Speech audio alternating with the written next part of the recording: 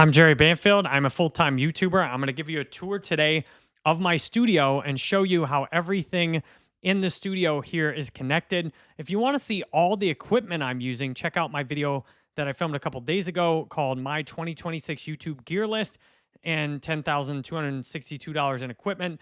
What I'll do here is show you how all of this is actually connected together so that you can see how it all works and looks in person. So the first thing I'll highlight here is this gaming PC. A lot of YouTubers I see like go cheap on their computer and it takes them forever to do things. And this is the most important and expensive piece of equipment in here. It helps me do everything super fast and just rip through my editing workflows. In future videos, I'll show you all that and do transcripts and everything like that. Now, next most important piece of equipment here, this is my RE20 microphone. Gives me a nice quality sound. Now in this video, I'm using a Shure MV7 because it's an iPhone video, but I use this for most of my videos. Then I've got it connected in here with a RØDECaster Duo, which does all the nice preamp processing on it to put directly quality audio straight into the computer via USB, which I've got this USB hub here that I connect everything to that makes it so much easier since, to connect everything without having to cram all the USB ports on the machine and to stretch all the cables down there. From there, what I do is I take the audio and put it straight into OBS, and then I pair that with the camera here. So this is Sony FX30 right here, and this camera is like $2,000 new. It has a f2.8 lens on it, which I got a bundle for like $2,300 on eBay. This is really nice because then I just have an HDMI out. This camera has got a beautiful picture quality and it's got a dummy battery in the back that's plugged in. So I can just leave this camera on for 10, 12 hours in a row, record, step away from the computer, live stream, whatever I need to do. I do have this little Logitech Brio webcam for filming Zoom calls with people, so I can record this camera and that camera separate. The gaming monitor, I have this really nice 32-inch 1440p gaming monitor here. It is only $300, and you can see this monitor is bigger than these two 27 inches I have on the side. I love having this bigger, HDR gaming monitor in the middle. First HDR monitor I've had. It's really nice. I have a Shure SM58 here. That's plugged into this also for when I have people over. I can record both of us just passing this mic back and forth instead of trying to pass this back and forth, which is more difficult. Now, probably the most challenging or annoying thing over the years has been getting the lighting set up. So I have this is a key light right here that I've got in the corner, Amaran 200XS. So it's a key light. And then I got this giant softbox. The softbox is too big. I should have bought the next size down. I mean, look, this is huge, right? Like, look how big that is. That's what she said. Look how big that is. I mean, it's too big, but it does give me some really nice light across the green screen because you need a nice, even diffused light across the green screen to help the green screen come out well. As you can see, the green screen ends up looking really nice if you have the right lighting on it. So I have this main key light over here, and then I have these other side lights on that. Then these are to light the green screen primarily. So you'll see the green screen is nice and evenly lit, which was the most frustrating part of the previous setups I had. Now, this is a pull-up green screen I have here because I'm renting the house and I'm not going to paint the wall green since I'm renting it. And this is like a couple $100 this green screen. I had curtains in the past and curtains just suck because they bend and wave and the color, it's harder to light those evenly. So you see how nice it comes out when you got the lighting just right. The green screen and the camera totally take out the lighting, the green screen in the back, so it looks great.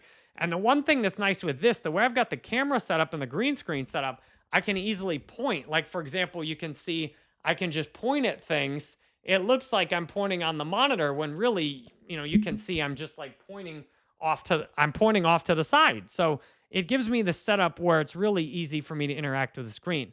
Now, I finally upgraded.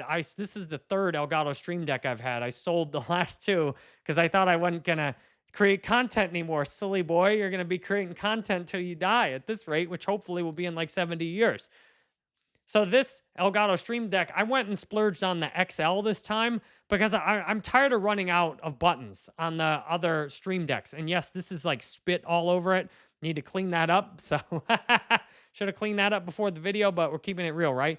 This is nice because then what I've got set up here is I have each of these buttons gives me a different screen. So if I push the center over here, you'll notice it's now turned towards the center monitor. If I then go down here and push right, then I've moved my face over slightly to the right. And if I push left over here, then I move my face over to the left. If I push the background here, this puts the background and I had in for the last video. If I push right, it moves it over. Then I've also got on here where I can just push a button in the upper left to live stream. I can push a button to turn this monitor on and off. I have a gameplay where I can push this to just record gameplay. Then I have for my Elgato 4K, if you look down here, I have a PlayStation 5. Yes, this is literally my third fucking PlayStation 5 because I sold the first two thinking I was going to quit playing video games. So apparently a boy's never going to quit playing video games. Be playing video games when I'm an old ass man. So this is my third PlayStation 5, brand new Fortnite bundle, which was really nice. Gave the kid across the street the skin. He was really happy. Then I got this used Xbox that used to smell like smoke, but now it cleared out. So I have both of these consoles over here. My kids can play on them sometimes, and they actually, I think, play more than I do on them. But then what I do is I have the Elgato the Elgato X4K or whatever I put in the equipment one. I've got that down here, and I just swap manually the PlayStation or the Xbox in there. You have to have the right cables for this to do HDR and to do the, HDMI 2.1 or whatever. You definitely want to get those in there. And then I have a one cable out to the main monitor in the middle. So I take the display port out of here, out of the main PC. I take the display port out and put it into the monitor. Then I have the HD60X or whatever the fuck it is. I put this in here, and then that goes into the monitor, and then I have to manually switch because for some reason with an advanced monitor, auto-detecting display port versus HDMI, I guess it's too difficult. So I got to hit buttons every time to switch it, okay? So then I've got those connected here. I bring the camera in with this Elgato Cam Link. So I put the HDMI from the Cam Link in, and that gets the HDMI signal into the computer. Then I've got the other monitors connected, one HDMI and one DisplayPort as well. I use this headset that I used to make music is plugged into the out here. I have this Fallout controller for my PC Xbox control. Then I've got my daughter's controller / mine for the Xbox Series X, and then the PS5. I use that, and my son uses this old computer to play like Minecraft or Roblox on, and then he plays the PS5 sometimes as well. I also have this desk arm in the back. This holds up the camera because this is a heavy-ass camera, so you want to hold that. What's fucking crazy here is how many plugs I have. Like, here's an entire surge protector filled with plugs. Here's another entire surge protector filled with plugs. Everything's hardwired in, of course, because you're not a legit creator if you're on Wi-Fi, all right? You should be directly hardwired everything in.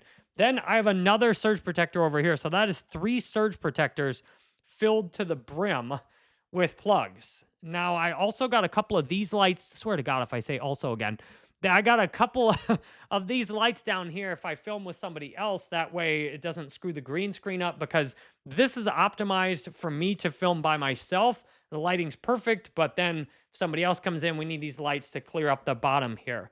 And I don't even throw anything in this trash can. On these lights, I did get sandbags also because these things are top heavy. You don't want them to tip over. And I have a heavy-ass C-stand because this light in this stand, this is a good amount of weight on it.